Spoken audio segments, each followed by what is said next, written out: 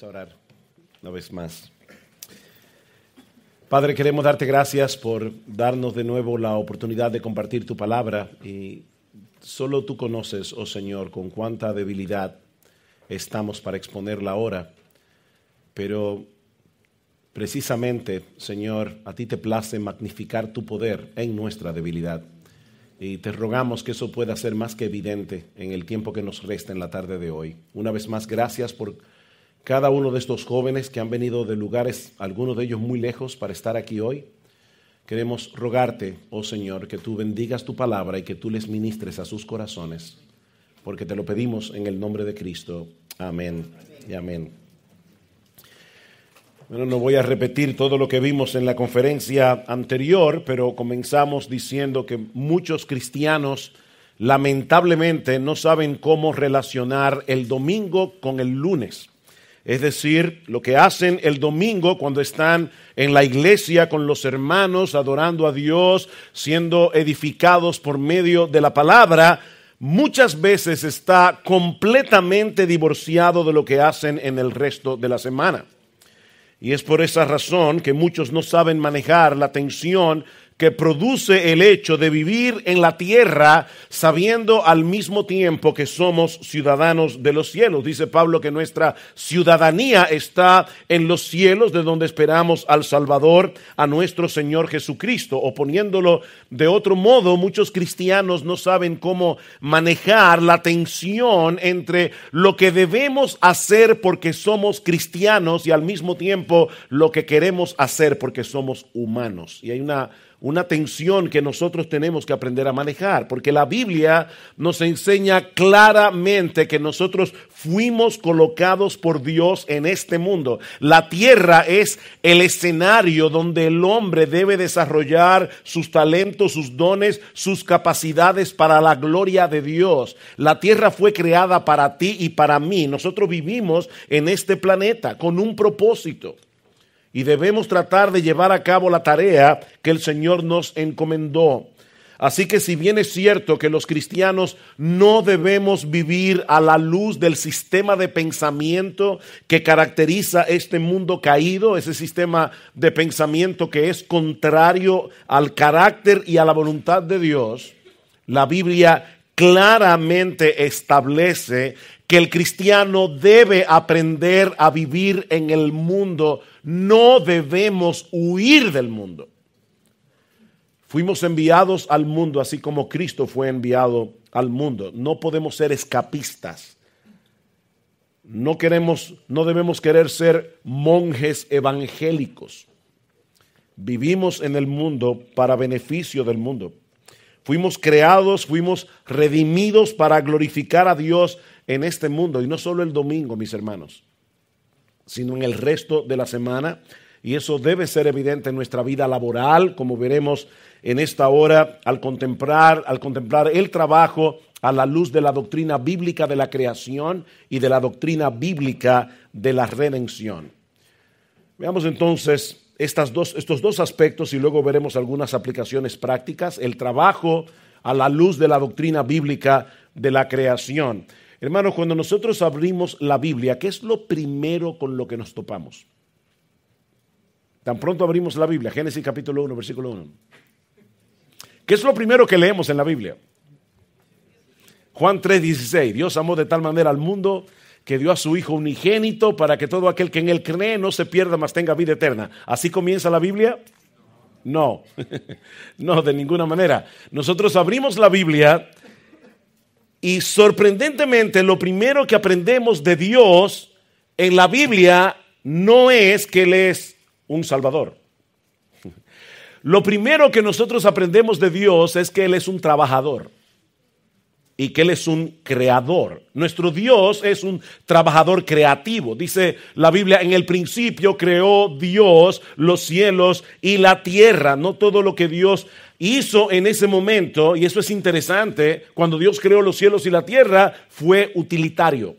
A mí me sorprende pensar en todas las cosas que Dios ha creado que nadie verá jamás.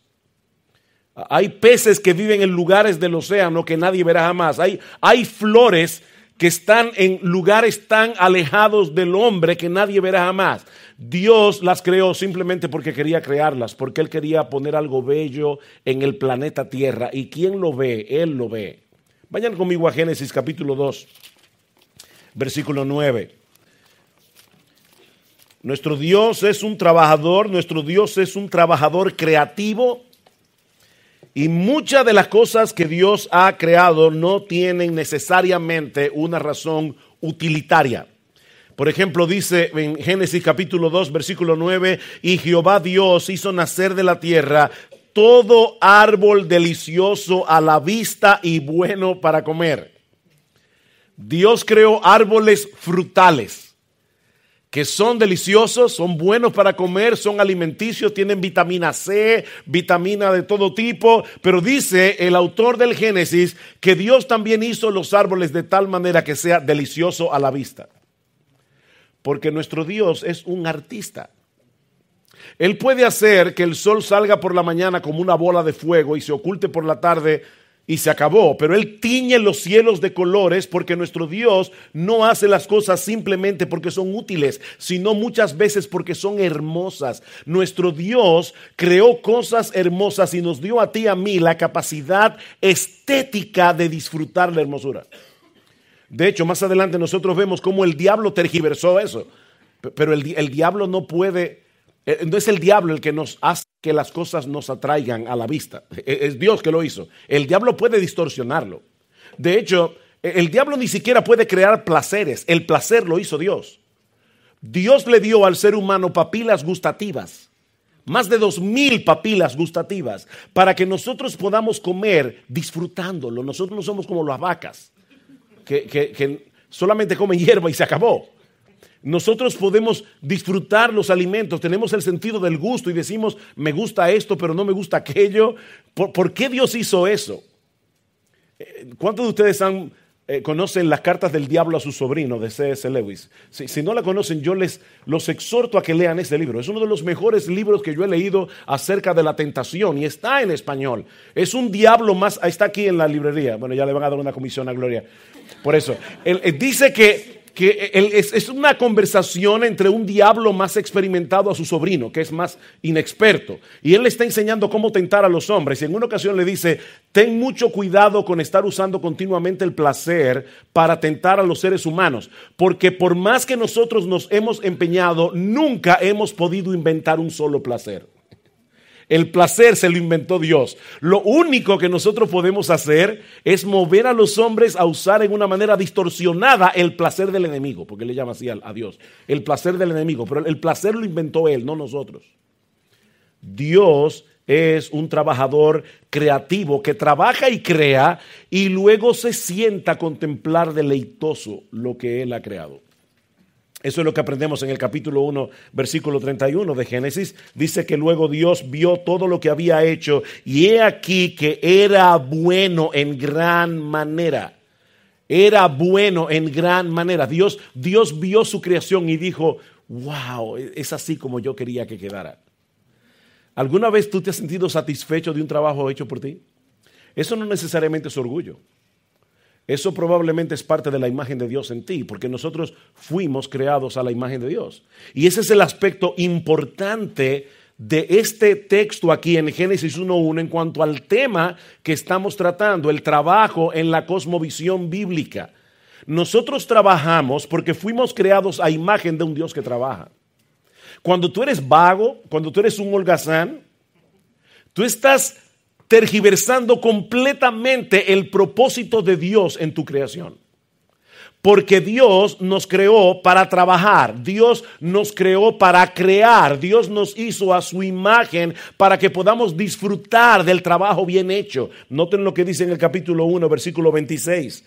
Entonces dijo Dios, hagamos al hombre a nuestra imagen, conforme a nuestra semejanza, y señoree en los peces del mar, en las aves de los cielos, en las bestias, en toda la tierra, y en todo animal que se arrastra sobre la tierra. Y creó Dios al hombre a su imagen, a imagen de Dios lo creó, varón y hembra los creó, y los bendijo Dios, y les dijo, fructificad y multiplicaos, llenad la tierra y sojuzgadla.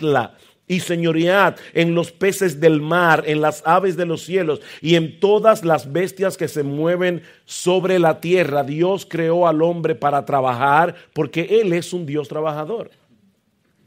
Y yo sé que nosotros no estamos tan conscientes del trabajo de Dios.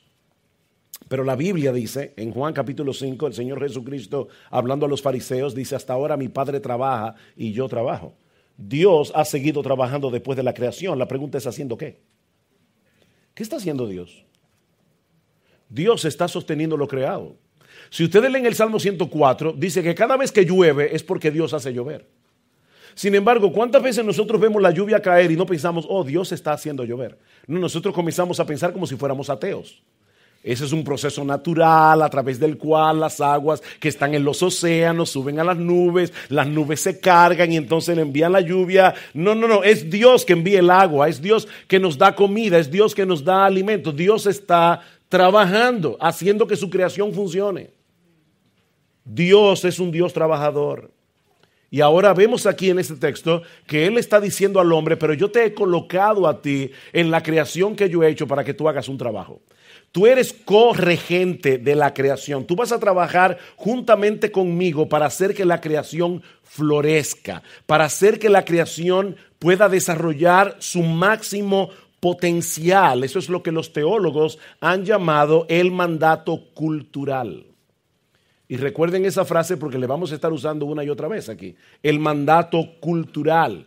Muchas personas cuando escuchan la palabra cultura de inmediato la asocian con manifestaciones artísticas, sobre todo en su aspecto elitista, no popular, es decir, la música clásica, el teatro, la ópera, pero la palabra cultura viene de otra palabra en latín que significa cultivar.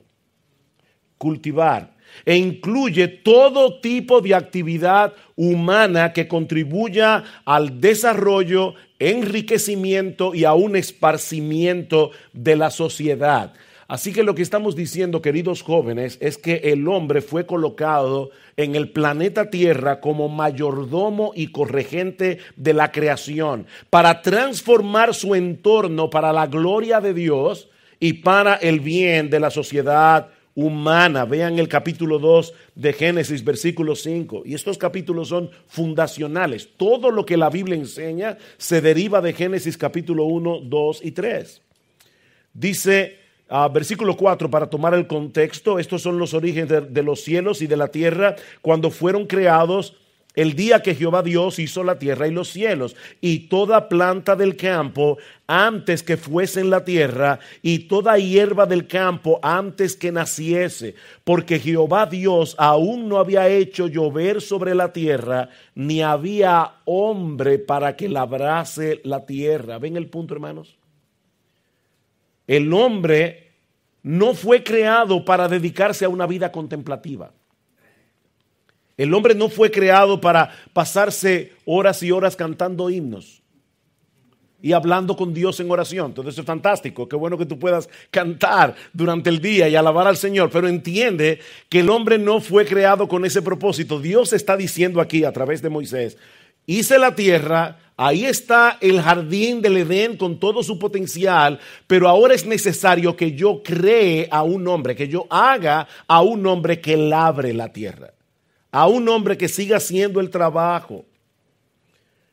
Fuimos creados para mantener la creación funcionando, para desarrollar el potencial que Dios ha puesto en la creación. Y todo eso para glorificar a Dios haciendo lo que Él hace. Vean el versículo 15. Tomó pues Jehová Dios al hombre y lo puso en el huerto del Edén para que lo labrara y lo guardase. Ven otra vez el mismo punto. Dios crea al hombre, lo coloca en el huerto y le dice, esta es tu función de trabajo. No fue el hombre que decidió comenzar a labrar la tierra, fue Dios el que soberanamente lo llamó y lo capacitó para hacer ese trabajo. ¿Qué debía hacer Adán en el huerto del Edén si no hubiera habido pecado? Adán debía expandir el huerto del Edén a través de todo el planeta. de manera que el planeta Tierra completo se convirtiera en el paraíso. Esa era la responsabilidad de Adán antes de caer en pecado. Así que, hermanos, el hombre tiene la responsabilidad de nutrir, conservar y proteger la creación de Dios en su nombre y para su gloria. Vayan conmigo por un momento al Salmo 104. Salmo 104. Y me estoy deteniendo a propósito en estas cosas porque precisamente es ahí donde muchas veces nosotros los cristianos perdemos el foco. Estamos a veces tan preocupados por la gran comisión que se nos olvida el mandato cultural. Nosotros tenemos una primera comisión, la gran comisión es la segunda. Pero la primera es: trabaja en el planeta, desarrollen el planeta, sostengan el planeta. Eso es lo que Dios le dijo al hombre que hiciera. Salmo 104, versículo 14. Él hace producir el heno para las bestias. ¿Quién lo hace? Dios lo hace. Y la hierba para el servicio del hombre, sacando el pan de la tierra, el vino que alegra el corazón del hombre, el aceite que hace brillar el rostro y el pan que sustenta la vida del hombre. Yo quiero hacerles una pregunta bien profunda. ¿Cuántos de ustedes a lo largo de su vida se han encontrado alguna vez con una mata de pan? ¿Y una mata de vino? ¿Y una mata de aceite? No. Sin embargo, aquí dice: Dios es el que hace la hierba para las bestias y Él es el que produce el pan, el vino y el aceite.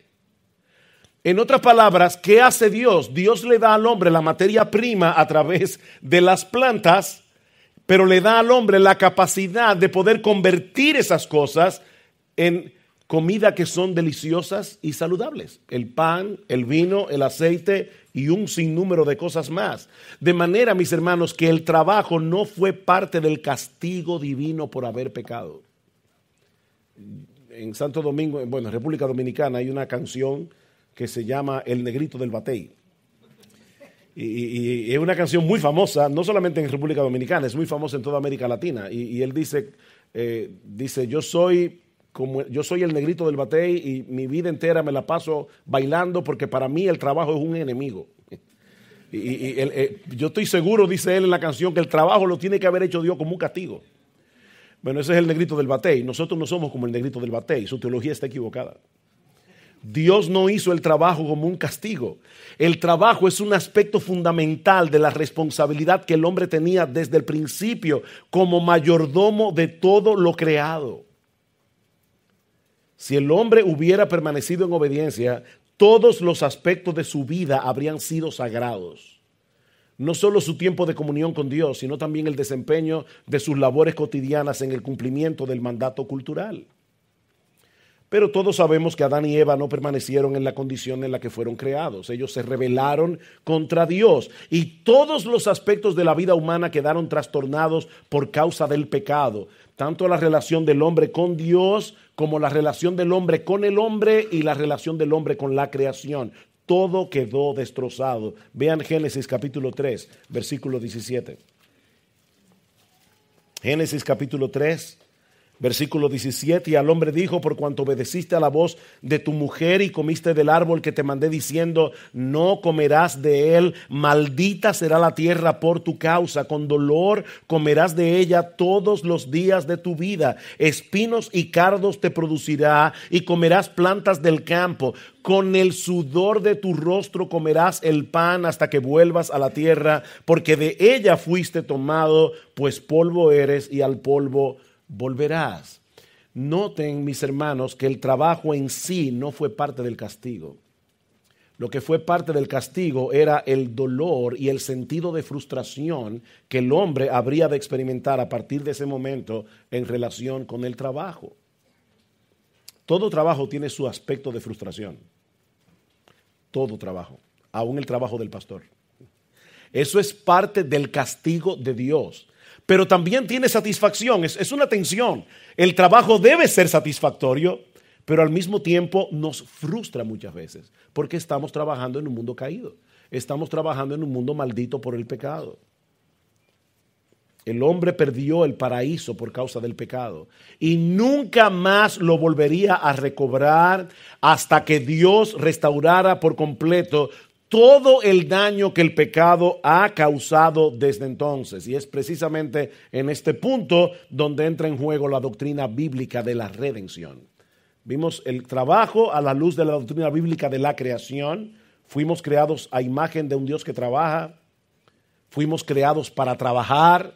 Se nos colocó en la tierra para trabajarla. Esa es la doctrina bíblica de la creación. Veamos ahora la doctrina bíblica de la redención y el trabajo. Tan pronto el pecado hizo su entrada en el mundo, ¿qué hizo Dios? Dios prometió un redentor por medio del cual se habrían de revertir todos los efectos dañinos que el pecado había causado. Génesis capítulo 3, versículo 15. Dios le dice a la serpiente: pondré enemistad entre ti y la mujer, entre tu simiente y la simiente suya. Esta te herirá en la cabeza y tú le herirás en el calcañar. Ese redentor habría de recobrar todo lo que el pecado había dañado. Pero ahora escuchen, mis hermanos, la obra redentora de Cristo no solamente beneficia al hombre con la salvación. La obra redentora de Cristo beneficia a todo el cosmos. Cristo vino a redimir a todo el cosmos. Cristo vino a arreglar lo que el pecado había dañado en todo el cosmos. Eso fue lo que vimos en el panel de preguntas y respuestas en el texto de Romanos capítulo 8. Dice que la creación está aguardando la redención de los hijos de Dios, porque la misma creación será transformada cuando el Señor Jesucristo regrese en gloria. A partir de esa promesa inicial de Génesis 3, Dios comienza a revelarle a su pueblo detalle tras detalle acerca de ese redentor que habría de venir. Y de paso, no me quiero meter en ese tema, pero eso para mí es lo que hace la Biblia un libro tan increíble. La unidad que nosotros vemos en el desarrollo de esa promesa a través de todas las Escrituras. A veces hay personas que me dicen, pruébame que la Biblia es la palabra de Dios. Mira, la próxima vez que alguien te diga eso, dale una Biblia, pídele que la lea y dile: ahora pruébame tú que no lo es. Pruébame tú que este libro fue escrito por un hombre. Porque este libro es imposible de haber sido escrito por un hombre. La unidad que nosotros vemos en todas las Escrituras, centrada en la persona y la obra de nuestro Señor Jesucristo, desde el principio hasta el fin, fue por fe en ese Salvador prometido que se salvaron los creyentes del Antiguo Testamento. ¿Cómo sabemos eso? ¿Hay algún texto que ustedes puedan citarme donde nosotros vemos claramente que los santos del Antiguo Testamento se salvaron por la fe en Cristo?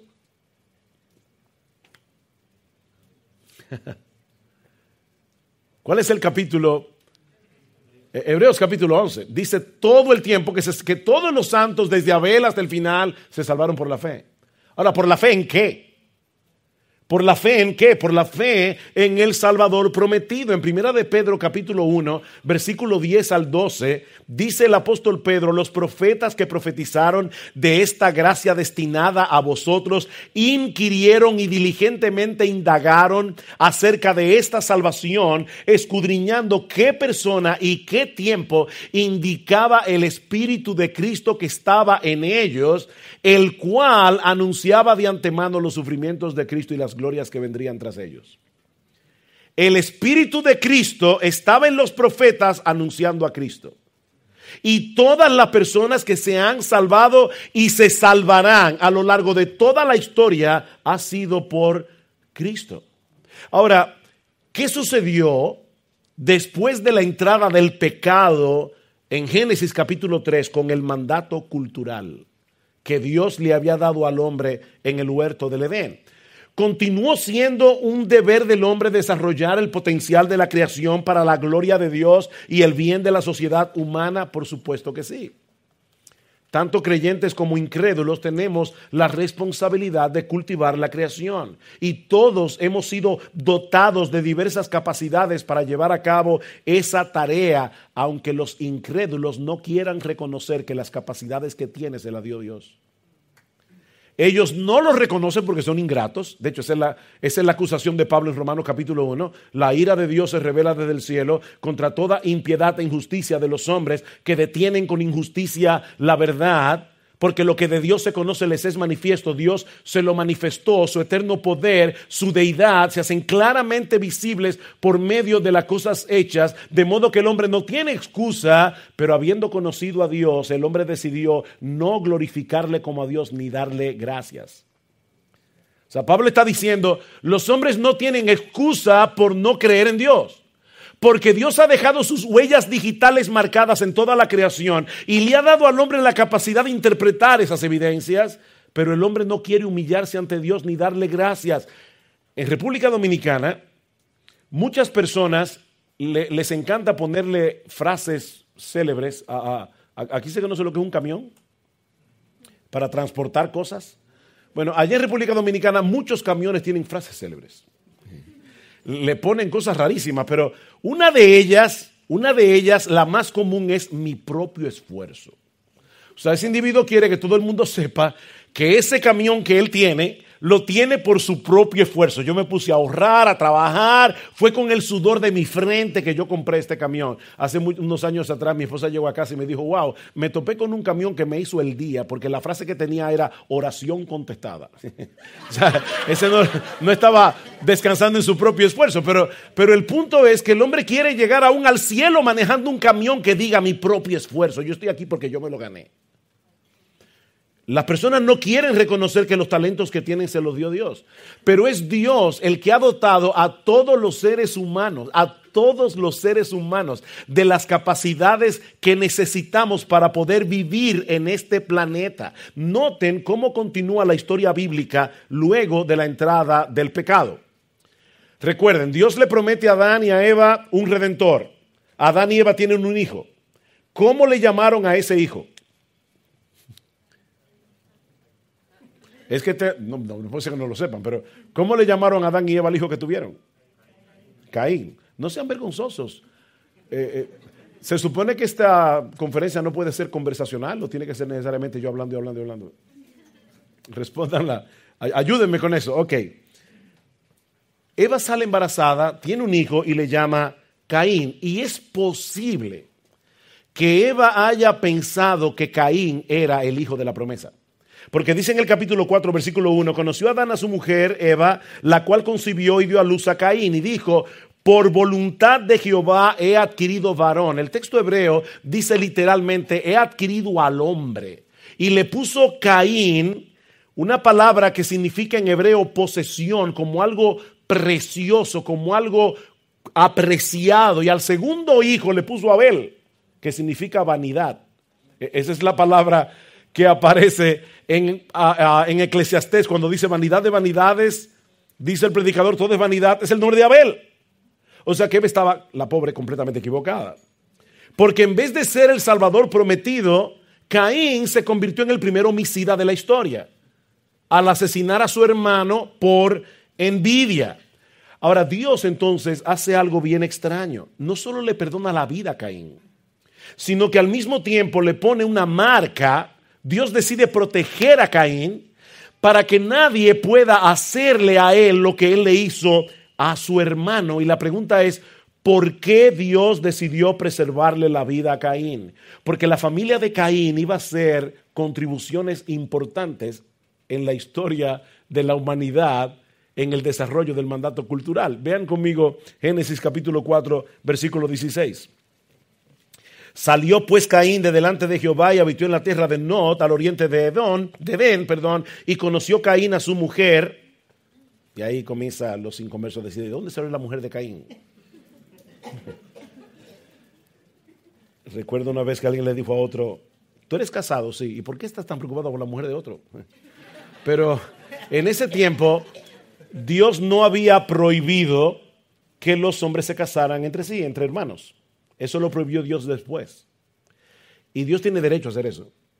Así que la mujer de Caín sencillamente era hija de Adán y Eva. Conoció Caín a su mujer, la cual concibió y dio a luz a Enoc, y edificó una ciudad y llamó el nombre de la ciudad del nombre de su hijo Enoc. Y a Enoc le nació Irad, e Irad engendró a Mehujael, y Mehujael engendró a Metusael, etc. Y Lamec tomó para sí dos mujeres, el nombre de una fue Ada, el nombre de la otra fue Sila. Lamec fue el primer polígamo de la historia. Versículo 22, y Sila dio también a luz a Tubal-Caín, artífice de toda obra de bronce y de hierro, y la hermana de Tubal-Caín fue Naama, y luego sigue hablando hasta el versículo 25, conoció de nuevo a Adán, a su mujer, pero el punto es que nosotros encontramos aquí que a pesar de la impiedad de la familia de Caín, Lamec fue el primer no solamente el primer polígamo, sino que fue la primera persona que se vanaglorió de haber cometido un homicidio. Dios capacitó a esa familia para que llevaran a cabo el mandato cultural. Ellos eran artífices, ellos crearon instrumentos de música. Ellos no lo hacían para la gloria de Dios, pero aún así estaban haciendo la labor que Dios ordenó al hombre que hiciera en el huerto del Edén.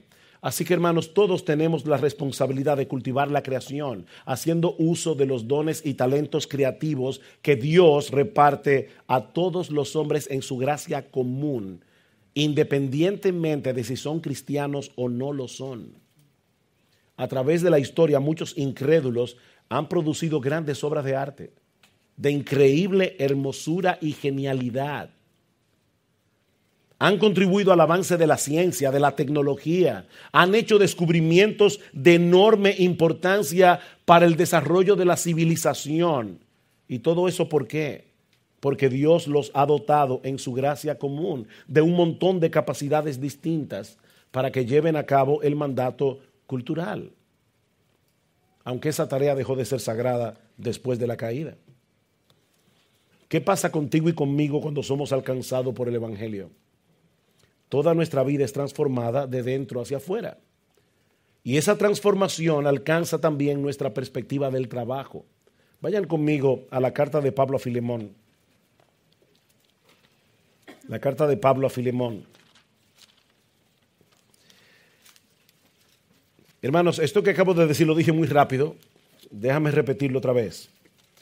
Cuando Cristo salva a un pecador, no solamente lo capacita para ser un adorador de Dios. Cuando Cristo salva a un pecador, lo capacita para que tenga una perspectiva diferente del trabajo. Perdón. La carta a Filemón cuenta una historia interesante. Filemón tenía un esclavo que se llamaba Onésimo. ¿Saben lo que significa la palabra Onésimo en griego? Significa útil. Y eso es importante porque Pablo usa ese juego de palabras en la carta a Filemón para decirle a este hombre, ese esclavo tuyo Onésimo, que se escapó de la casa de Filemón, aparentemente le robó, llegó a parar a Roma, en Roma parece que volvió a robar, lo metieron en la cárcel, se encontró con el apóstol Pablo, Pablo le predicó y Onésimo se convierte. Y ahora Pablo envía a Onésimo de vuelta a Filemón con esta carta que nosotros tenemos en el Nuevo Testamento. Y le dice en el versículo 8, por lo cual, aunque tengo mucha libertad en Cristo para mandarte lo que conviene, más bien te ruego por amor, siendo como soy, Pablo ya anciano y ahora además prisionero de Jesucristo, te ruego por mi hijo Onésimo, a quien engendré en mis prisiones, el cual en otro tiempo te fue inútil. ¿Ven el juego de palabras? Este individuo que se llama útil fue un inútil cuando era un inconverso. Él no hizo lo que él estaba supuesto a hacer y te causó mucho daño y después se fue huyendo de tu casa. Pero ahora el evangelio lo alcanzó y dice, el cual en otro tiempo te fue inútil, pero ahora a ti y a mí nos es útil. Él por fin llegó a ser Onésimo, la persona que podía ser útil para Pablo y para Filemón, el cual vuelvo a enviarte. Tú pues recíbele como a mí mismo. Y miren lo que Pablo le dice a Filemón. Yo quisiera retenerle conmigo para que en lugar tuyo me sirviese en mis prisiones por el evangelio. O sea, Filemón, Pablo lo veía y veía una persona que podía ser útil para su trabajo en el evangelio, un individuo que era un ladrón. Pero nada quise hacer sin tu consentimiento para que tu favor no fuese como de necesidad, sino voluntario. Ven, hermanos, lo que Cristo hace cuando rescata a un pecador. Lo vuelve útil. una persona que era un inútil, una persona que antes era un irresponsable. Si el evangelio en el que tú has creído no ha transformado tu perspectiva del trabajo, debes examinar con cuidado en qué evangelio fue que tú creíste.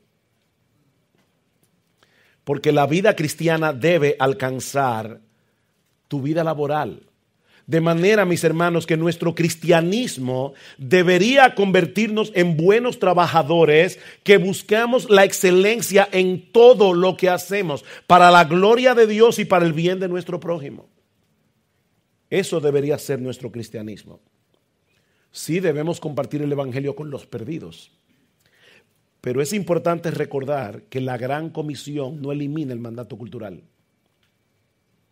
La gran comisión de ir y predicar el evangelio y hacer discípulos a todas las naciones no elimina el mandato cultural. Por supuesto, hermanos, y esto responde a una de las preguntas que me hicieron esta mañana, en este mundo caído hay algunas cosas que son más importantes que otras. No todo tiene la misma importancia. Por ejemplo, es importante que los cristianos usen su tiempo para hacer obras de bien social. Eso es importante. Ahora en Haití hubo un terremoto.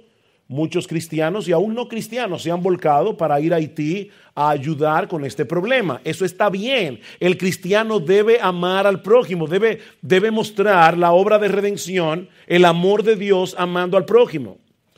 Pero es más importante que los cristianos les lleven a esas personas lo que los inconversos no van a poder llevarles, el evangelio de salvación. Entonces nosotros hacemos una obra que todos hacemos por la gracia común de Dios, creyentes y no creyentes, pero hay un aspecto de esa obra que es más importante y que solo los cristianos podemos hacer: predicarles el evangelio para el perdón de sus pecados y el don de la vida eterna. Así que, hermanos, no se trata de una cosa o de la otra. Ambas cosas son importantes, como vemos en el capítulo 2 de Santiago. Tú tienes fe, muéstramela por tus obras.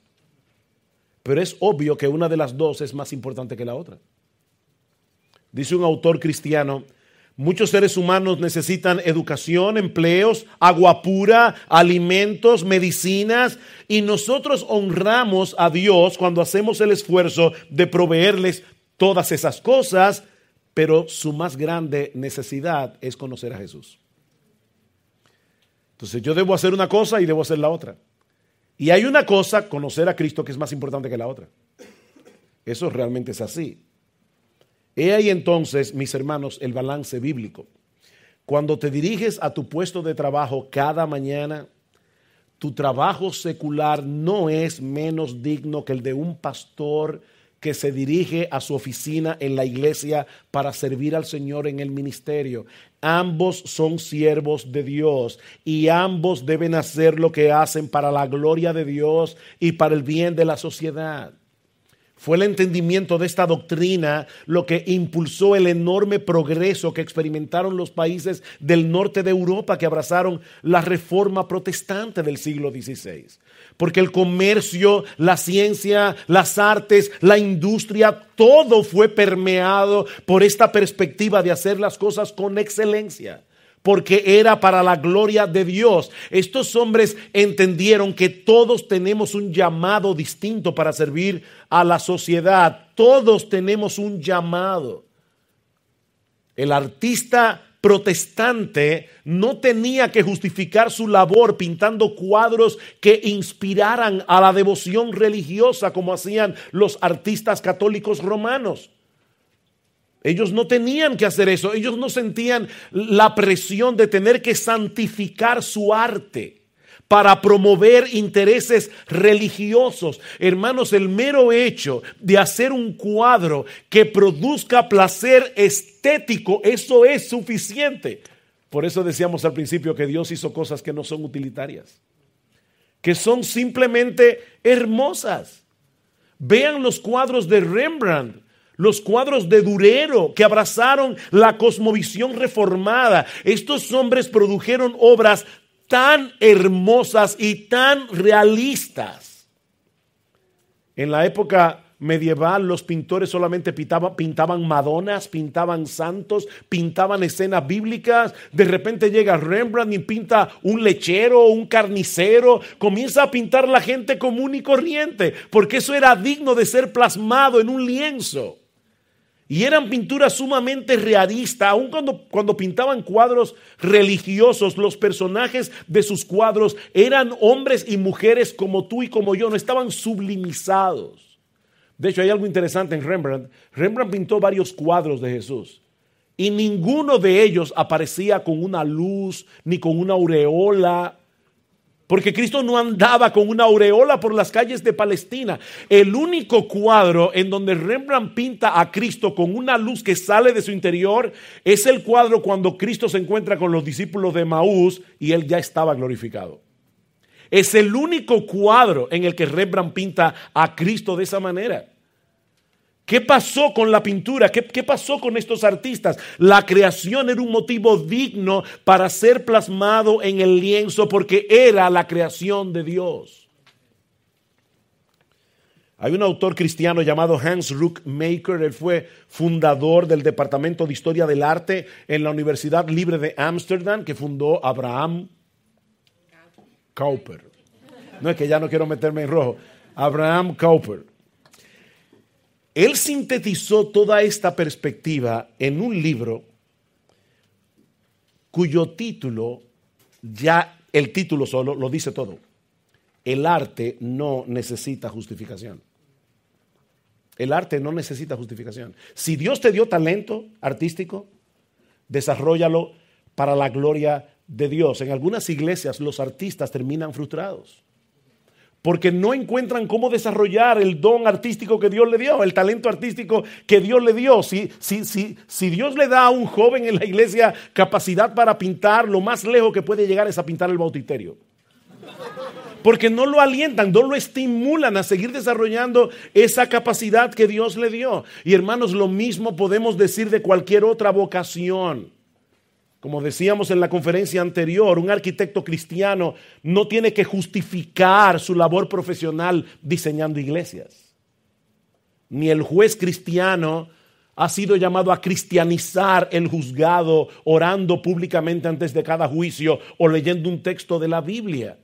Ambos deben empeñarse en hacer las cosas con excelencia porque tienen una clara conciencia de que le están sirviendo a Dios y a su generación con lo que hacen.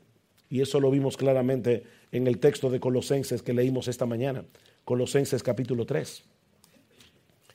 Versículo 22. Siervos, obedeced en todo a vuestros amos terrenales, no sirviendo al ojo como los que quieren agradar a los hombres, sino con corazón sincero temiendo a Dios. Y todo lo que hagáis. Pastor, ¿qué significa en griego la palabra todo? Todo. Todo lo que hagáis, hacedlo de corazón como para el Señor y no para los hombres, sabiendo que del Señor recibiréis la recompensa de la herencia, porque a Cristo el Señor servís. ¿Ustedes se imaginan el impacto que pudiera tener en una empresa cualquiera si todos los empleados cristianos que tiene esa empresa hicieran las cosas con excelencia? Para la gloria de Dios, que hicieran un trabajo que ellos puedan mostrarle a Dios como un acto de adoración. De verdad, hermanos, yo creo que el impacto sería impresionante. Sería impresionante. En el tiempo que nos resta, y honestamente yo no recuerdo ni cuándo comencé ni cuánto llevo. Son las 5:30. ¿A qué hora debo terminar? Yo me adapto. A la hora que ustedes me digan, esa hora termino. ¿En 15 minutos? 15 minutos. ¿Nadie sabe a qué hora comenzamos? 15 minutos, ok. En el tiempo que me resta, esos 15 minutos, yo quisiera detenerme a considerar la importancia que tiene esta enseñanza para el desarrollo de nuestra vida espiritual. O sea, ya nosotros vimos por qué debemos dedicarnos a hacer un trabajo excelente para el desarrollo del mandato cultural, el desarrollo de la creación. Pero lo que estoy diciendo ahora es que eso tiene un impacto en tu vida espiritual.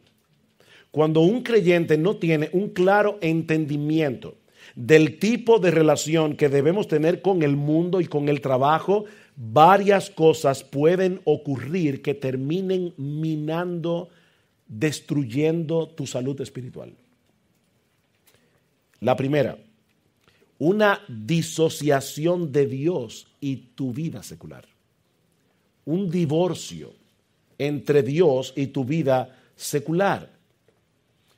Cuando un creyente ve muy poca o ninguna relación entre su vida laboral y su cristianismo, inconscientemente él está contemplando estos dos aspectos como dos líneas paralelas que nunca o casi nunca se encuentran, y como resultado de ese divorcio, este cristiano mantiene a Dios alejado de uno de los renglones más importantes de su vida.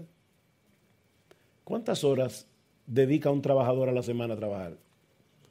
Yo no sé cómo es el horario de trabajo aquí en España, pero por lo menos que 40, 45 horas. 40 horas a la semana.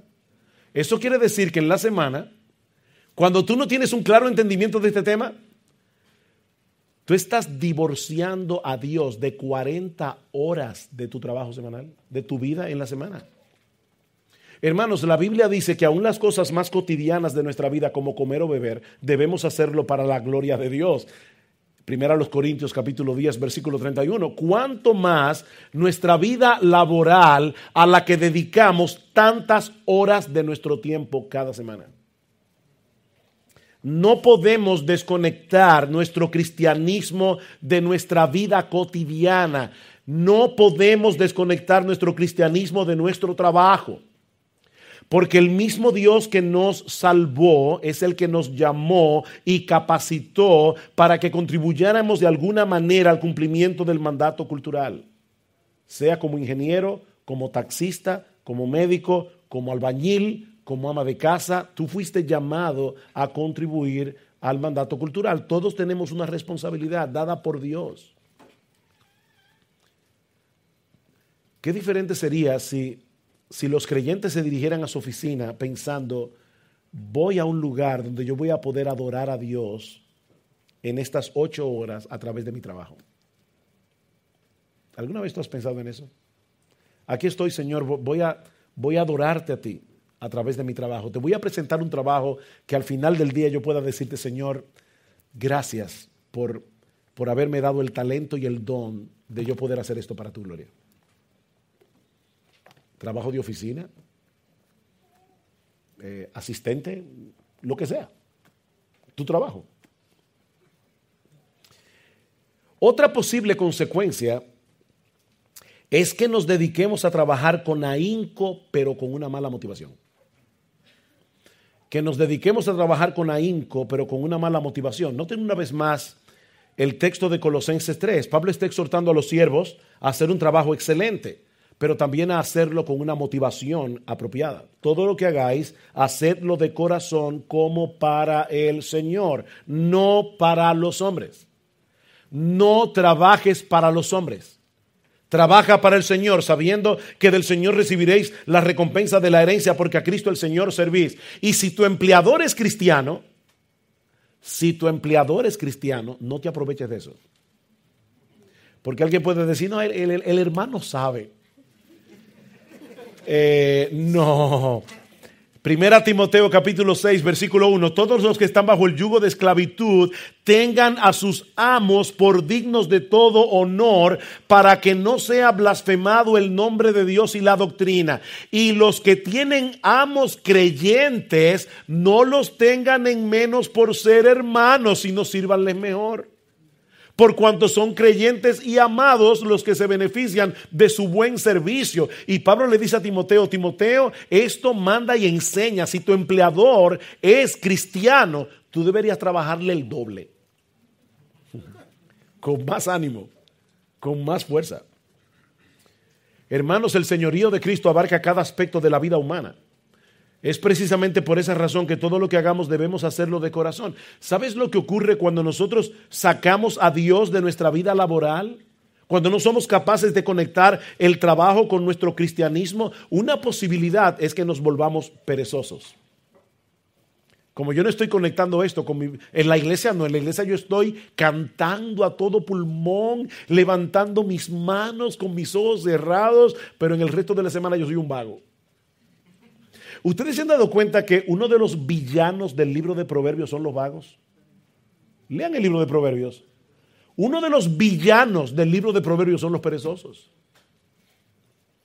Así que si tú no conectas tu vida laboral con tu cristianismo, puede ser que caigas en el terrible pecado de la pereza. Otra posibilidad es que tú hagas lo suficiente para que no te voten, pero no vas a llegar a alcanzar excelencia en lo que haces. Te piden 5, tú vas a dar como 4 1/4. Ahí estás ahí, para que no te voten. O puede ser que te conviertas en un adicto al trabajo, lo cual es el otro extremo y es un problema. Porque busques en el trabajo tu identidad. Hay personas que su identidad se las da su trabajo. Yo soy pastor y me encanta el trabajo que Dios me llamó a hacer. Pero mis hermanos, si algún día me da una embolia cerebral y yo no puedo volver a predicar nunca más, yo no he perdido mi identidad, porque mi identidad primaria no es pastor. Mi identidad primaria no es predicador. Mi identidad primaria es cristiano. Tu identidad primaria no es abogado, no es médico, no es taxista. Tu identidad primaria es cristiano. Cristo es nuestra identidad y eso nos libera. Porque yo no estoy tratando de hacer mi trabajo para sentirme bien conmigo mismo. No, yo muchas veces me siento bastante mal conmigo mismo porque me conozco lo suficiente. Pero qué bueno y qué descanso da saber que mi identidad no depende de mí, depende de Él. Como decía una autora cristiana, dice, no trates de impresionar a Dios, que ya Cristo lo impresionó por ti. Eso da una libertad enorme para hacer lo que tenemos que hacer sin estar tratando de ganarnos puntos ni méritos delante de Dios. Así que cuidado, hermanos, con volverse adicto al trabajo, ya sea porque quieras ganar cada vez más dinero o porque estés buscando en el trabajo tu identidad. Tratarás de hacer las cosas con excelencia, pero muy probablemente será por la motivación de la codicia o de la vanagloria, y ambas cosas son fatales para la vida espiritual. Déjame hacerte una pregunta. ¿Cuál es tu motivación principal para levantarte cada mañana y dirigirte a tu trabajo? ¿Qué es lo que te motiva?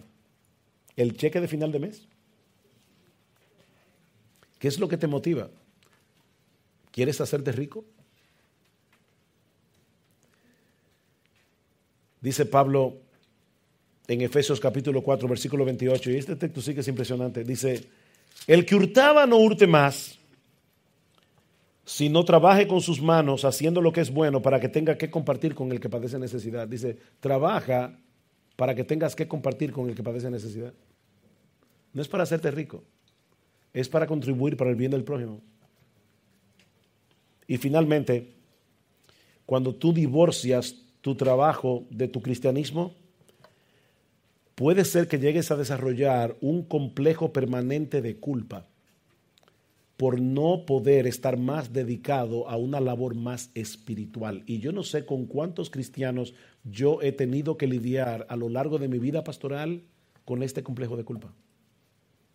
Van al trabajo, pero están cargados. Están cargados, porque la única razón que los motiva a justificar su trabajo es cuando ellos pueden tener la oportunidad de predicarle el evangelio a un compañero de labores. Me encantó esto que dice Tom Nelson. Este libro está ahí en la librería. No me van a dar una comisión por anunciarlo, pero el libro es muy bueno. Escuchen esto.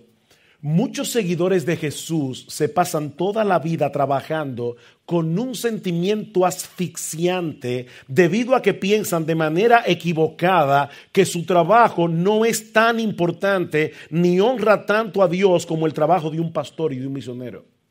Pero esta dualidad del trabajo también se expresa de otras maneras. La dualidad del trabajo a menudo mueve a personas sinceras y bien intencionadas a dejar sus trabajos para los cuales están especialmente capacitados con el fin de ir tras un llamado superior. Dios los capacitó para hacer un trabajo y podrían hacerlo súper bien, pero ese afán de querer hacer un trabajo superior hace que muchas personas abandonen el llamado de Dios para hacer una cosa a la que Dios no lo ha llamado. Siempre recuerdo ese hombre que fue a hablar con el rector de una academia de estudios y le dice: yo vengo aquí a estudiar porque quiero ser pastor. Y entonces dice: ¿y cómo tú sabes que Dios te ha llamado a ser pastor? Dice: bueno, mire, yo lo que hago es sembrar maíz. Y un día estaba allí en mi campo, sentado así mirando a las nubes, un momento de descanso, y de repente las nubes formaron SSM. Y yo interpreté su santo ministerio. Y este hermano con más experiencia le dijo: no, interpretaste mal, sigue sembrando maíz. Haz aquello para lo cual Dios te dotó. Sigue diciendo Tom Nelson, este impulso parecido al de los monjes de siglos atrás, que hace que los seguidores de Cristo se aparten del mundo cotidiano para ir a algún lugar sagrado y vivir una vida contemplativa sumamente espiritual, es una muestra clara de esta distorsión. Y ahora Tom Nelson añade: te voy a decir la verdad acerca de esto. No hay un lugar más sagrado que el lugar de trabajo en el que Dios te ha llamado a servirle, donde trabajas para el bien de los demás. No hay un lugar más sagrado que ese. Así que, mi hermano, sigue sembrando maíz. Y aclaro, no es que haya ningún problema en que un cristiano tenga el deseo de compartir el evangelio con otros. Todos los cristianos deberíamos ser evangelistas en ese sentido, así debe ser. Nosotros tenemos un glorioso mensaje de salvación que deberíamos compartir con todo el mundo. Pero, hermanos, el creyente no debe ver el trabajo como un mal necesario que solo se justifica cuando puede conectarlo de alguna manera con el evangelismo. Y hay muchos cristianos que ven su trabajo así. Es un mal necesario que yo solamente puedo justificar cuando le predico el evangelio a un compañero. No, la vida laboral o la vida artística no necesita ese tipo de justificación. Por supuesto, el hecho de ser cristiano va a ejercer una influencia determinante en nuestra ética laboral y en el poder compartir el evangelio con otros. Pero la razón por la que tú debes hacer un trabajo excelente es para la gloria de Dios. Es porque a eso fue que Dios te llamó. Resumiendo lo que hemos visto hasta aquí, estamos haciendo en el trabajo lo que Dios ordenó a todo hombre que hiciera en el mandato cultural. Por eso debemos trabajar. Estamos poniendo en operación los dones y talentos que Dios nos dio para ello. Es terrible que Dios te dé una capacidad y tú la tengas ahí guardada sin hacer nada con ella. Es como la parábola de los talentos. Señor, aquí está el talento que tú me diste. ¿Y qué hiciste con eso? Nada. Estamos reflejando de alguna manera en nuestros trabajos las multiformes capacidades del Dios que nos hizo a su imagen y semejanza. ¿Cuántos médicos hay aquí o que quieren estudiar medicina? ¿Hay alguno aquí? 1, 2, 3, 4, 5, 6, 7, wow. Ok, les tengo una noticia buenísima. Dios es el médico original.